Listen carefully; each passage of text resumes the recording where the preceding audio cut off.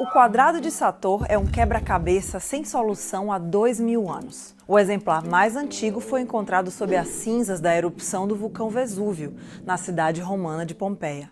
É possível que tenha sido feito por algum nobre da época. O jogo de palíndromos, ou palavras que são lidas da mesma maneira em ambas as direções, era um passatempo comum entre a nobreza. Mas essa é só uma das muitas hipóteses sobre a origem desse enigma sofisticado. Estudiosos tentam há 150 anos decifrar o seu significado original, mas ainda não chegaram a uma conclusão com a qual todos concordem.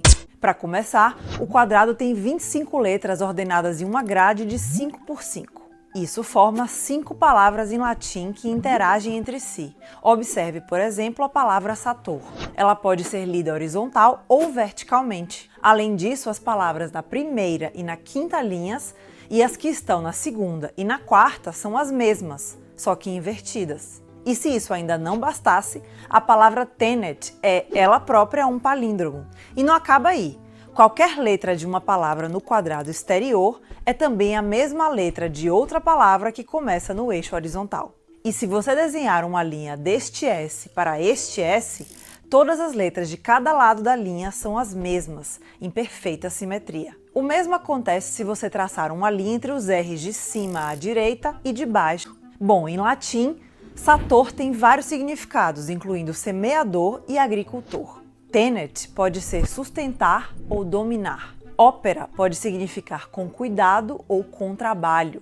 E acredita-se que rota se refere a rodas, como o verbo quer dizer fazer girar. Só que a palavra arepo não aparece em nenhum lugar no mundo latino. Por isso, a maioria dos especialistas concorda que deve se tratar de um nome próprio. Se lermos o quadrado de cima para baixo, começando com Sator, pode-se construir a frase: o fazendeiro arepo domina suas rodas com dificuldade. No 1, muitos judeus que falavam latim estavam vivendo em Pompeia. E é conhecida a afinidade que esse grupo tinha na época pelos símbolos de palavras místicas e codificadas. Alguns pesquisadores dizem que se o quadrado de Sator for interpretado como uma equação matemática, ele poderia representar a divindade judaica. E o que para alguns prova que ele era um símbolo cristão, também é válido para o judaísmo. Por exemplo, os T's de Tenet podem ser explicados não como cruzes cristãs, mas como a forma latina da letra Taf, o símbolo de salvação judeu. A palavra Paternoster também era comum no judaísmo, no qual várias orações se referem ao Pai Nosso. O conceito de alfa e ômega também aparece muito antes no judaísmo. As letras Aleph e Taf, primeira e última do alfabeto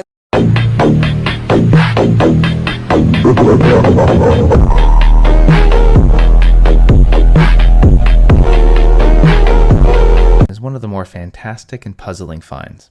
It's a square of letters, 5 by 5, and the first thing you should notice is that there is a certain sort of symmetry. The letters along the top, R-O-T-A-S, are also read going down on the left, and we can work our way through each column and row. O-P-E-R-A, T-E-N-E-T, A-R-E-P-O, and S-A-T-O-R. And that's cool, but then we can also read this backwards. S-A-T-O-R in the bottom row and rightmost column is the reverse of R-O-T-A-S. A-R-E-P-O is the reverse of O-P-E-R-A. And T-E-N-E-T itself is a palindrome, so it reads the same forwards as backwards.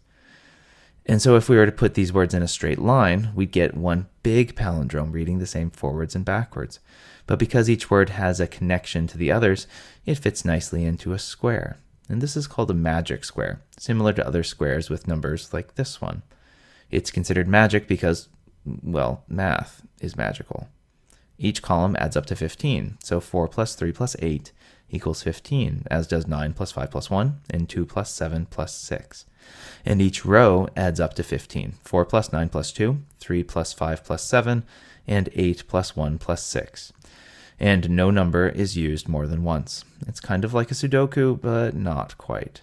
Magic squares with numbers are fascinatingly complex and worth reading more about, but I want to talk more about this Roman magic square. So I've talked a little bit about how cool the forwards and backwards is, and the rows and columns, but does this actually mean anything? Well, rotas is accusative plural for wheels, opera is works, also accusative plural, tenet means holds, third person singular. Repo is a mystery word, unknown, and I'll get back to it later. And sator means sower or planter, kind of like a farmer. So ignoring repo, maybe this means the farmer, sator, is holding his work, which happens to be wheels. Most scholars think that repo, a word that is not found anywhere else in Latin, might be a name, maybe the name of our farmer. So maybe the sentence means that repo, our farmer, has use of a plow that has wheels for his work. Yeah, it's probably meaningless as an actual sentence. What's cool about this is the fourfold palindrome, columns and rows, backwards and forwards. And that's probably why it's so memorable and why the ancient Romans considered it magical. But there's also this connection to Christianity. So Pompeii probably didn't have too many Christians living in its walls before Vesuvius erupted in 79 AD. But Christians later adopted the Rotas square, which is sometimes called the Sator square, because, well, you reverse Rotas and you get Sator. But maybe there were some Christians in Pompeii at this time, living underground and hiding. It was a popular port city, too, so it had people from many different parts of the Roman world in its walls.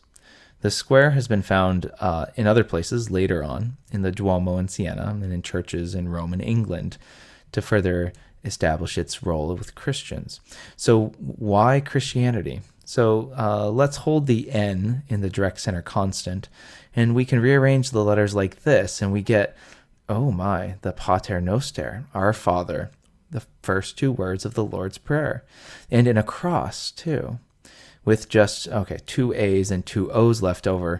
But in Greek, these are the alphas and the omegas, the beginning and end of the Greek alphabet, and, well, the famous quote of Christ, I am the Alpha and Omega.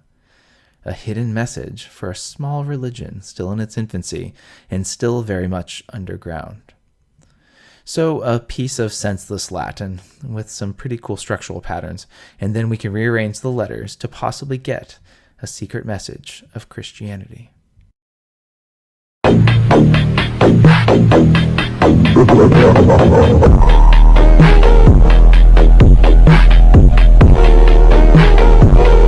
Qualidades e significados de Deus absoluto, o único Deus, a causa original, o todo. Personagens fantásticos. As formas dos personagens e a ação vital que representavam indicavam as sabedorias do olho de ouro. A força de Deus, o conhecimento e o poder que este produz, produzindo na mente a verdadeira luz, a energia vital luminosa. Uma luz invisível que torna possível a inteligência e a compreensão da realidade. Alegrem-se vocês, justos dentre os anjos. Na santa morada, entoai-lhe hinos. Anunciai o som de um alarido, em eterno júbilo, para estabelecer a trombeta do seu Messias, para tornar conhecida sua força em poder.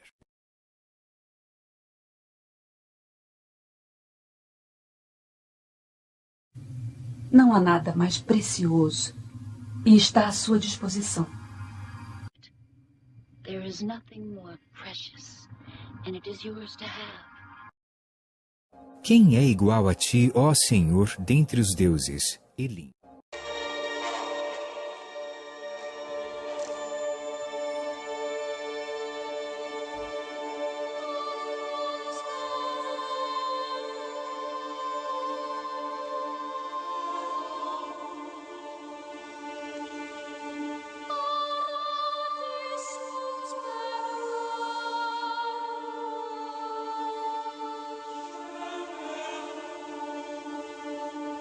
Quem é igual a ti, ó Senhor, dentre os deuses? Elim.